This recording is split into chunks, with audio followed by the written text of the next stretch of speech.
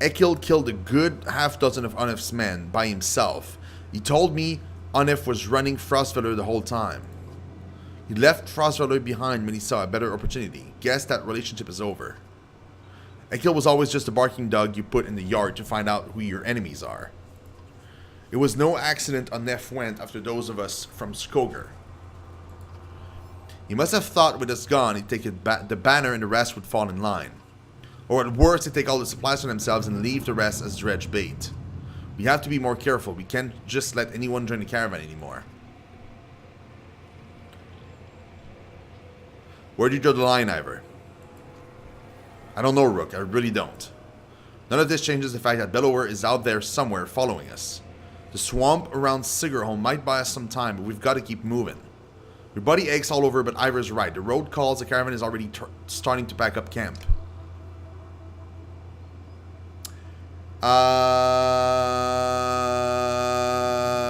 Remind me who's Egil?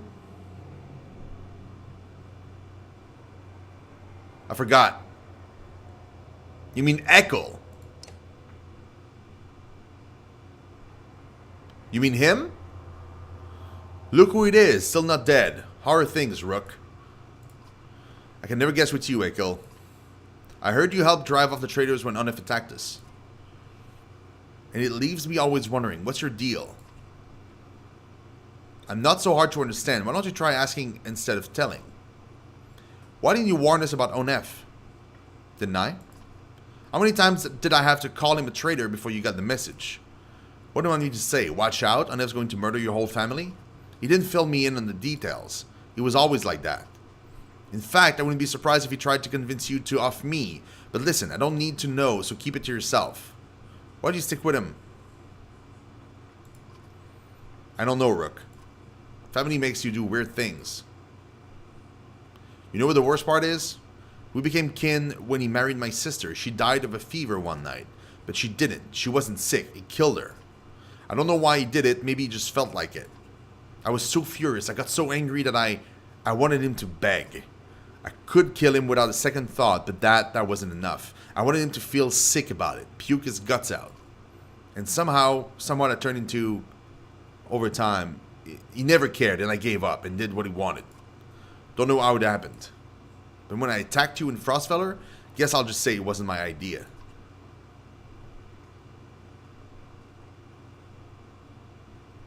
We could use a good fighter.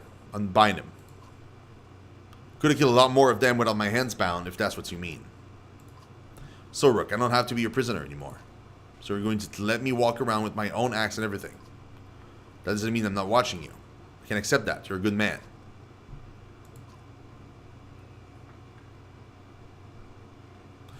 Oh, yeah. No, he died on the first fight that I had him on. And I need to take a piss. You're not the only busy man around here, you know? You shake your hand as Ekil steps away from your camp. You shake your head. He died like the first fight. Like we had one fight with him, and then afterwards, there was a situation, and whatever the options I took, he just ended up dead. I didn't even think it was possible to still have him.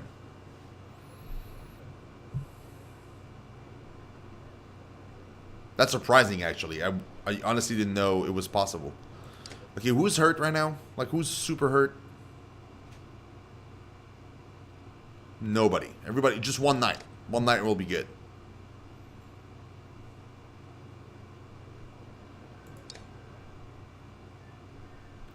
Really, Thaddeus, that's crazy. How's the wound? You notice Oddleaf wince as she rises to greet you. It's doing a lot better. When I saw it happen, I thought for sure. Well, I'm really glad you would have missed me, Rook. She smiles. Without Hyven, that's all you could have done. Instead, you'll have to put up with my crap a little longer. It still aches like you wouldn't believe, though. Oh, maybe you would. Or you took a stabbing yourself. I guess things could have gotten worse. How you doing? I'm doing alright. Sometimes it's lonely since my husband died. I guess I'd say it's more like being alone, even surrounded by all these people. Not like I don't have enough to worry about, though. I'm glad to have a lad around. And you, Rook. What do you think about a caravan? You mean, should we start kicking people out? It's a tough one. Usually I'd be the first to give you a dirty look for suggesting it. On the other hand, I got a sword in my back. I'll leave things for a long moment before sighing. Don't send anyone away. I'm just make sure nothing happens to a lad. I'll let you get some rest. Okay, thanks. I'll take you up on that. You know, you're welcome to keep me company.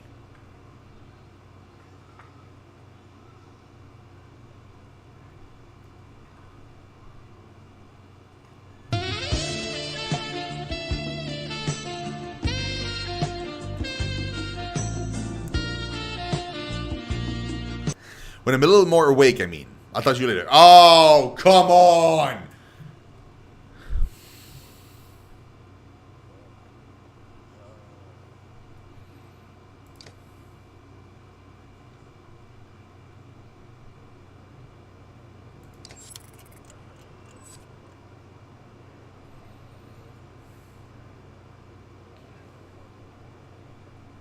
We have a little bit of renown, but honestly, I want to keep it for food.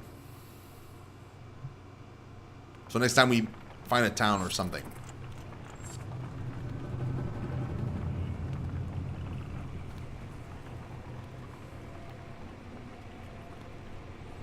Speaking of town, there's one right here.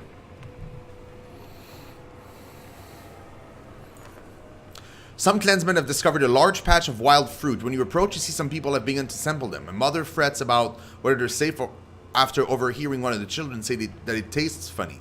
Others starts gathering by the basketful. Offer a piece to one of the animals in the caravan. Lacking a poison tester, you hold out the fruit to a goat. The beast sniffs it before eating the entire fruit. Only the pit falls to the ground as the goat licks its mouth and leans towards your hand wanting more.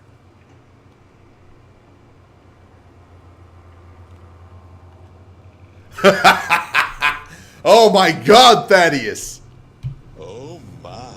Oh my god, dude. She was already run through once today. Jesus Christ. Oh, dude.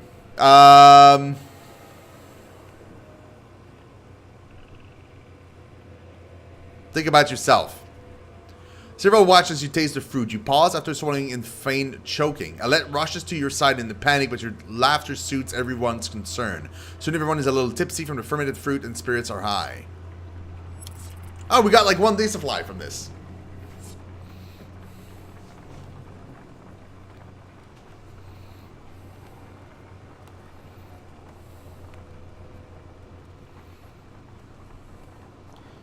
Let me buy supplies.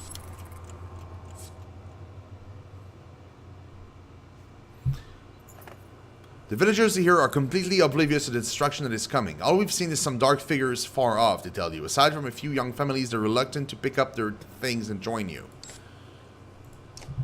Doesn't matter.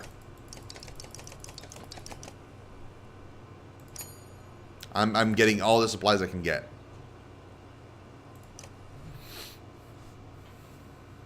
We need the food, bros. We need the food.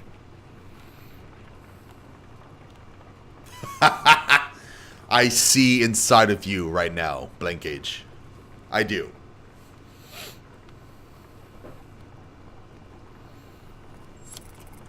Come on. Is that another godstone up ahead? Up ahead, a scout shouts. Some giant hall, but it's empty. You approach the structure, but recognize none of the markings. The wall seems unsteady at best. Finally sleeping beneath a roof, you overhear several families beginning unpacking. Keep everyone back until you're certain it's safe. Well, look for any clues about why it was abandoned. Whoever left here may have had good reason, you tell the caravan, but after a few tiring hours of searching for clues, you have no answer. The frustration of the wasted time is apparent in the clans. Sleep in the old hall. Cheers erupt as people flood into the building. A Varl leans against a supporting pillar. It cracks and brings down a portion of the massive roof, crushing a number of clansmen beneath it. Sadly, the rubble is too deep to recover their bodies, and you leave the building behind with regret. Oops.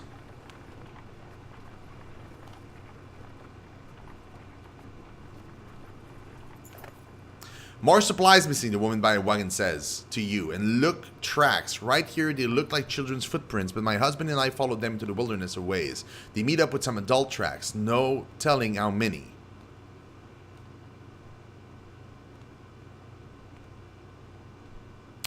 Send scouts to look for anyone following you.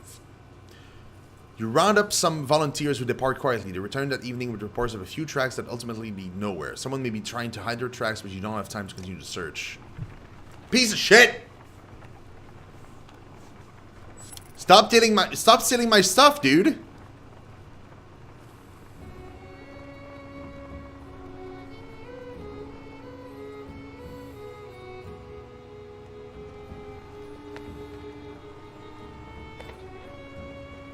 What the hell? Look at that tree, the way it grew.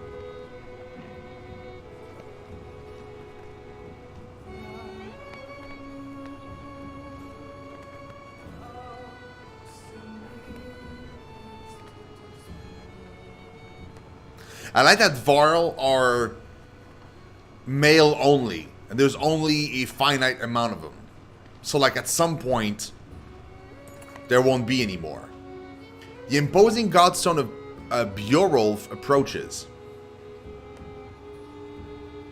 Okay, Thaddeus. No worries, man. His severe visage makes it feel like he's watching you even now. The caravan spreads out, happy to be free of the confining forest and in open fields. In fact, in honor of Bjorolf, some of the caravan crack kegs of mead and wine before anyone can stop him. To the only god that matters, they shout. Everyone drinks, and you're glad for the merriment that has swept over the caravan, in spite of Godstone. You look up at the Godstone, Bjorolf's head surrounded by images of casks and drinking horns. Though he is always depicted as being stern, Bjorolf was one of the most popular gods of man in Varl, the one who taught them how to brew. It seems like more than coincidence that the long fields around Bjorolf's stone have always been excellent for growing anything you could need for a good drink. Join the merrymakers. You accept the mead being offered to you and settle in to enjoy one of the few times you felt good since leaving Skoger. Somehow, despite everything that's happened, you're able to let it go for a short while. As the hours become late, the caravan is eventually ready to get back on the road. The day by Bjorolf's stone is one of the few memories that hasn't been tarnished by the specter of bad fortune. You think to yourself. Famous last words.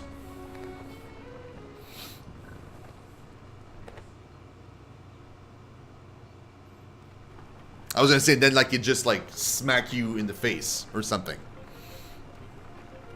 Another town on the way. Sadly, we don't have any money to purchase any food anymore. Renivik. Okfrosta, the young girl who joined your caravan after being found nearly frozen, suddenly stands still, refusing to move. She points off to the side of the trail and stares, her eyes full of fear. This again, remarks one of the clansmen nearby. Show me. She nods and slowly draws a tent. Edge, she says, pointing to the tent, then again of the trail. Your confusion prompts her to draw another symbol in the tent, and one you've seen before on dredge armor.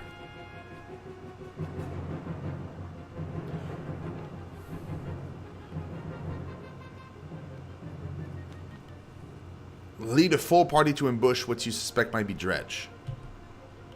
Quietly, you warn the fighters. Okfrost's fear is well-founded. Beyond a short ridge lies a large dredge encampment. You have your warriors encircle the camp, breathe deeply, and charge. Ah, Casey. That is so kind. And in the aftermath of the assault, you take stock of your fighters. Nobody lost and not a dredge left alive. You leave their bodies as a warning to anyone others who follow behind and return to camp in good spirits. Hey, we did it!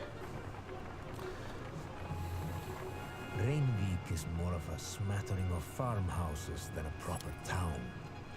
Though judging by stray dredge stalking through empty fields, it is barely even that anymore.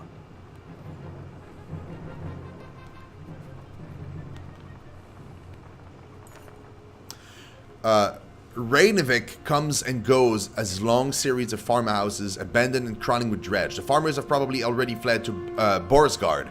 You try to hurry past but are eventually spotted. Dredge start hambling in your direction. Shit. Wow.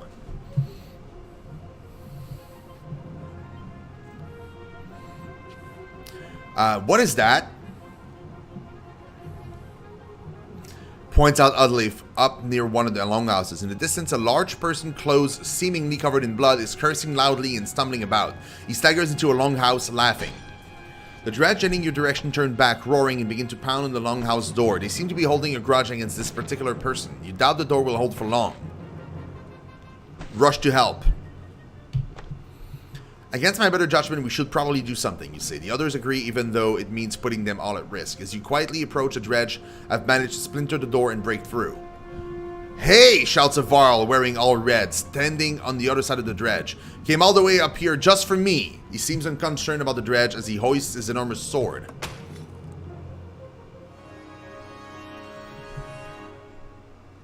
Sigbjorn, his name is. He's a Tempest. Okay, cool.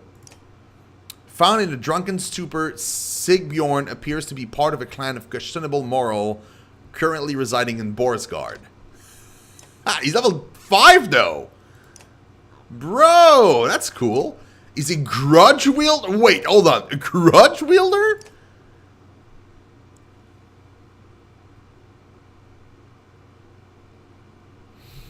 The Raider's leaps to great heights before bringing down his axe on the enemy, causing all units adjacent to him to be knocked back, friend or foe. Affected units take normal strength damage, +1 strength damage for each style they are pushed. Huh. Shield wall, of course. Obviously. He's already got an item. Scarlet Feather. Nobody has actually caught a Blood Raven, but the lucky few who have found one of their feathers can tell you why. Sure. Oh, yeah, I'll take it.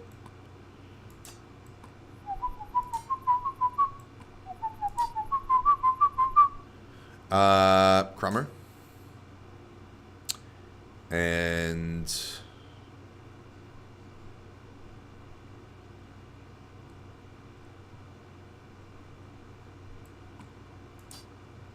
Gunov.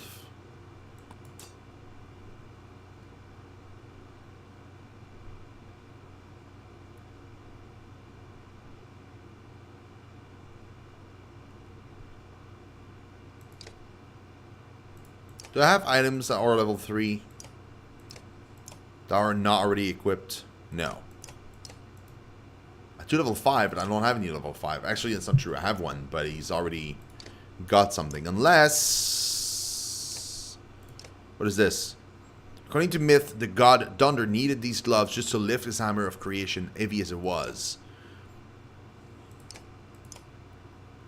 Iridescent scales from fish blessed by... Okay, yeah. 3 strength, though? Wow. That would make him at 17.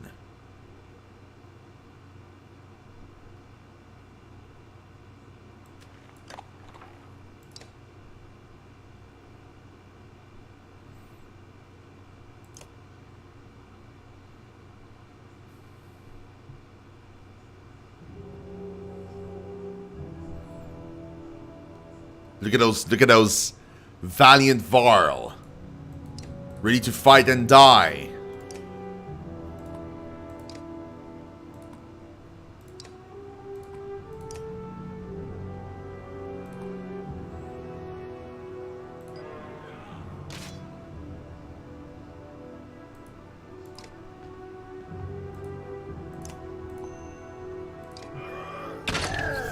Ho ho ho! One shot, bro? Wow.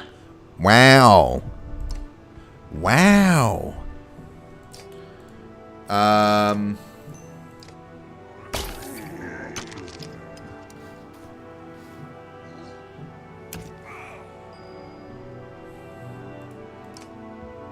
That was freaking great, dude.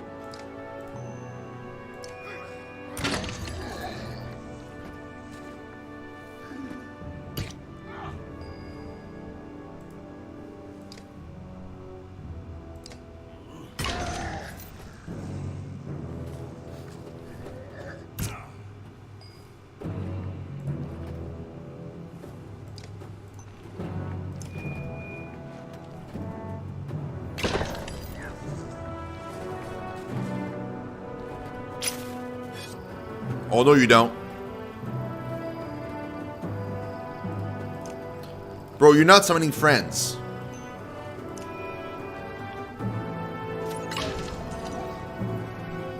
Please?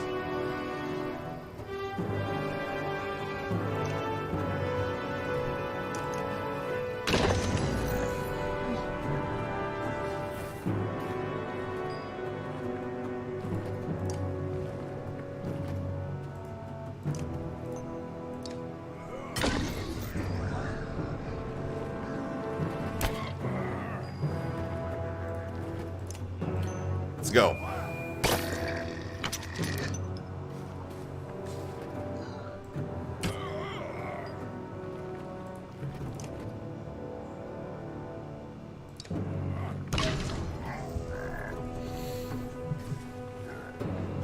Ow. What a douche.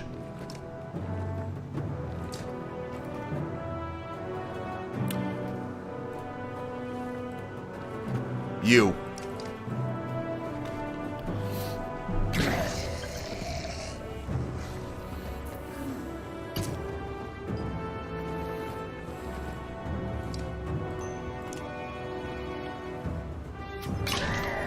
Boom!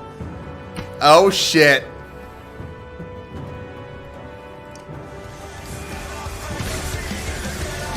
Bina! Thank you so much, host. Do appreciate it. You're awesome. Thank you so much.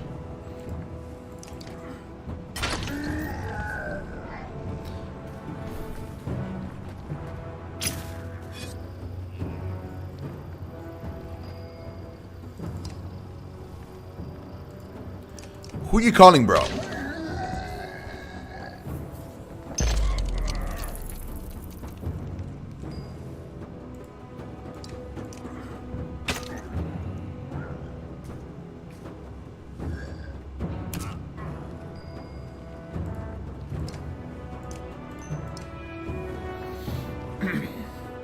Database, database. Shit.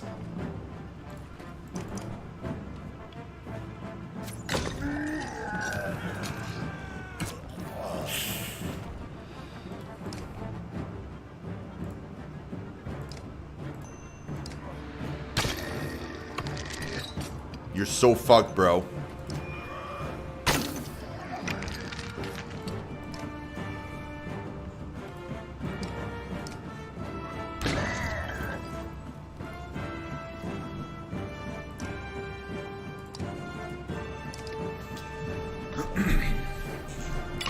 Boom!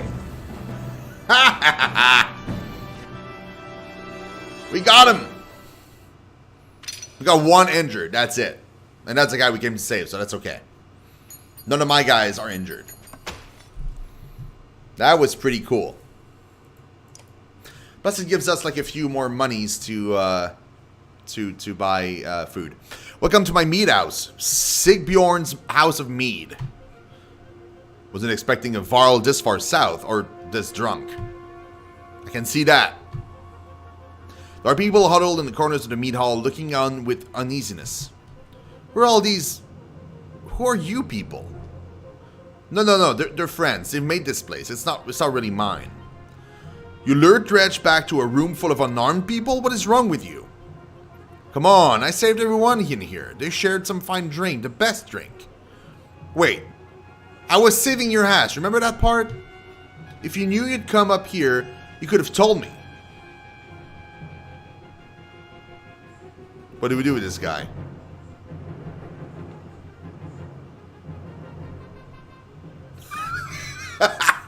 How much is there? You said beer. Is there more beer? The townspeople show you a huge stack of barrels filled with a quality mead and help you haul them back to the caravan.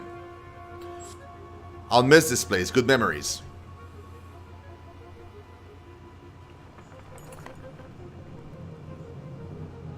With some help, you gather up the cask of mead and head back to the caravan, Sigbjorn and the other survivors in tow. The caravan gives the boisterous Varl a large berth as you set out for Borsgard. He said beer. I want beer. He did say beer.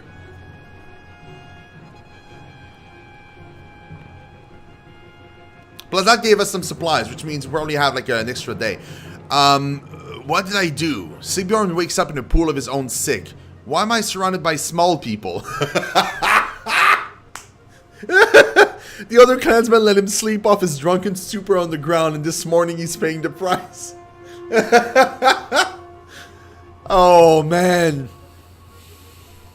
Help him recover. Reluctantly, your clansmen offer any food and drink they can scrounge together for the moaning Varl. When one offers this thin mead, he pushes it away. In fact, take this away from me, he says, handing you his massive mead stein.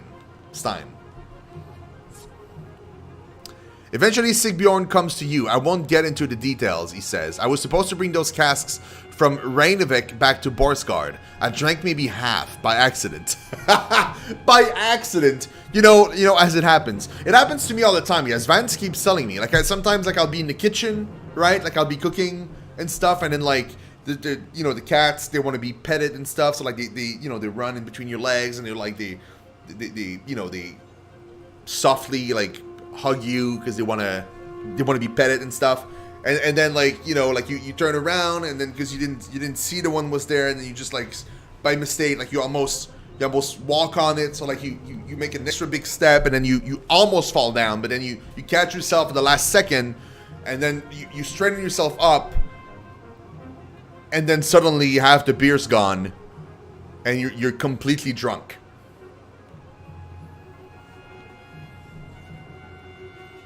Yeah. True story. True story. Point is, Sigbjorn continues, you don't tell anybody what happened, and I won't tell anyone about the meat. You got, okay? Trust me on this one. You agree and get back to travel.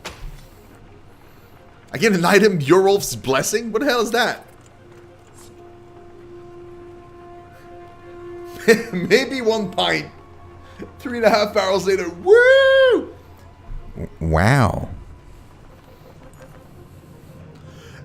A woman's stifled scream failed to overly concern anyone. It was only a matter of time before the expectant mother gave birth. The caravan is simply excited by this first sign of new life since the trip began. Offer the family extra rations as gifts. While the caravan cheers the baby's birth, you suggest offering the family a bit more food over the next few days. The clansmen quietly arrange a supply wagon and the flap of the family's tent to surprise them when they next come out.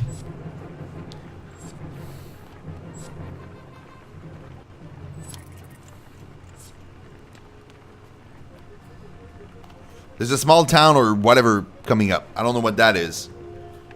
Up on the ridge. A trail of blood leads to a clearing where you find a large wounded Varl. He's gnawing on his shield, swearing at no one in particular, and occasionally slamming his cudgel into the ground. If not for the heavy bleeding, you'd leave this one alone without a second thought. Try to have healers tend to his wound. Two women cautiously steps towards the giant with a few poultices. As one gently locates the bleeding wound, the Varl's eyes widen and he slams her to the ground. He manages to kill the other healer with his weapon before your warriors cut him down. Wow! Shit! Faux Vietnamese, thank you so much for the host, man! Holy shit! How you doing, Faux? What's happening, man? Faux Vietnamese.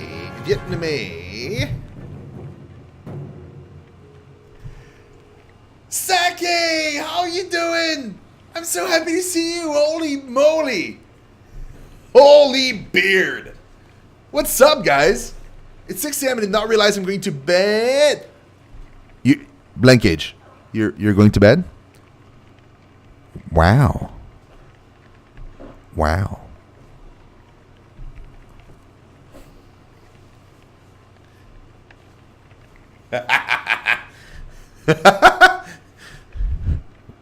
Wow. Oh, man. Hey, the other Shino. What's up, buddy? How you doing?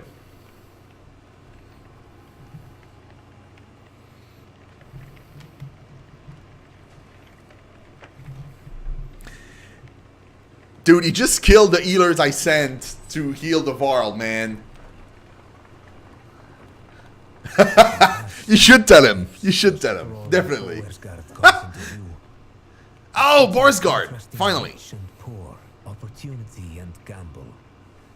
Our best hope for salvation, or our grave.